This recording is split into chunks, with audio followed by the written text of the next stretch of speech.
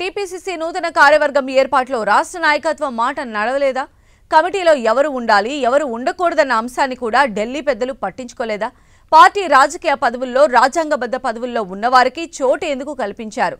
అసలు ఈ కమిటీల్లో సీనియర్ మంత్రులకు ఎందుకు అవకాశం కల్పించలేదు? అసలు పీసీసీ కార్యవర్గ ఎంపిక కసరత్తులో జరిగిందేంటి? Watch the story. టీపీసీసీ కార్యవర్గం ఎంపికలో గందరగోళం. పీసీసీ చీఫ్, సీఎం మంతనాలు చెల్లుబాటు కాలేదా?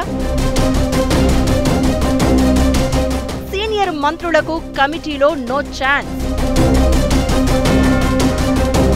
కార్యవర్గం లిస్టుపై గుర్రుగా ఉన్న రాష్ట్ర నాయకత్వం. తెలంగాణ ప్రదేశ్ కాంగ్రెస్ కమిటీలను పార్టీ హైకమాండ్ ప్రకటించింది. ఎన్నో రోజుల నుంచి రాష్ట్ర నాయకత్వం దఫాదఫాలుగా జరిపిన చర్చలు, సంప్రదింపులు, ప్రత్యేక సమావేశాల తర్వాత అనేక తర్జన భర్జనల మీదట పీసీసీ కార్యవర్గాన్ని ప్రకటించింది అధిష్టానం. అయితే ఇప్పుడు ఈ కార్యవర్గంలో ఉన్న పేర్లు వివాదాస్పదంగా మారాయి.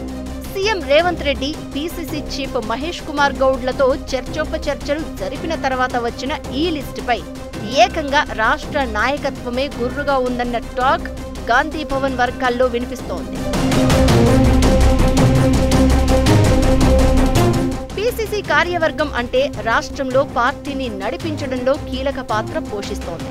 పార్టీ కార్యక్రమాల డిజైన్ నుండి ప్రతిపక్షాలను ఎదుర్కోవడంతో పాటు రాష్ట్ర రాజకీయ అంశాలపై ఎప్పటికప్పుడు చర్చించి పార్టీకి దిశానిర్దేశం చేస్తోంది కార్యవర్గం.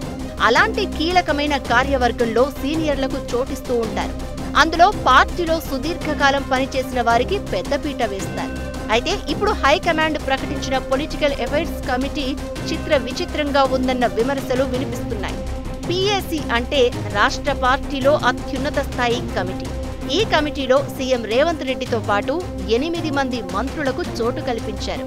ఇక మిగిలిన మంత్రులు కోమటిరెడ్డి వెంకట్రెడ్డి, కొండా సురేఖ, జూపల్లి కృష్ణారావు, తుమ్మల నాగేశ్వరరావులకు మొండిచేయి చూపడం ఇప్పుడు చర్చనీయాంశంగా మారింది. ఈ నలుగురు రాష్ట్ర రాజకీయాల్లో సుదీర్ఘకాలం మంత్రులుగా పనిచేసి ప్రస్తుతం క్యాబినెట్లో కొనసాగుతున్నవారే. అయినా పీసీసీ కార్యవర్గంలో వీరికి చోటు దక్కకపోవడం ఏంటన్న ప్రశ్నలు ఇప్పుడు హస్తం పార్టీలో హాట్ టాపిక్ గా మారాయి.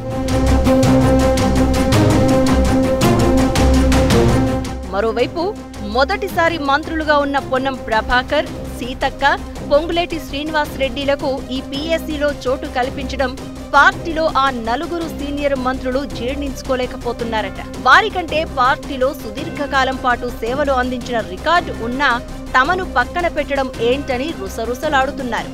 పార్టీలోకి కొత్తగా వచ్చిన పొంగులేటి కంటే తమకేం తక్కువని మంత్రులు కోమటిరెడ్డి వెంకట్రెడ్డి, కొండా సురేఖ, జూపల్లి కృష్ణారావు తమ సన్నిహితుల వద్ద వాపోయినట్లు సమాచారం. పొంగులేటికి పీఎస్సీలో అవకాశం ఇచ్చినప్పుడు 4 దశాబ్దాల రాజకీయ అనుభవం ఉన్న తనకిస్తే తప్పేంటని మంత్రి తుమ్మల సైతం గుర్రుగా ఉన్నారట.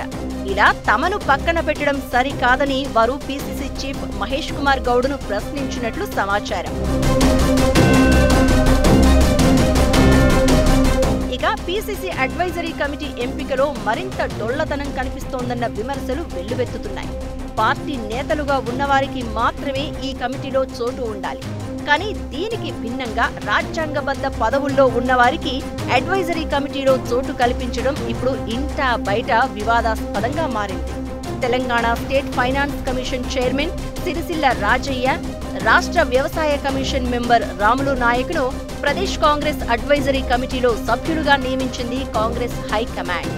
పార్టీ కమిటీల్లో వారికి ఎలా అవకాశం కల్పించారు అన్నదానిపై పార్టీ పెద్దలు తల పట్టుకుంటున్నారు.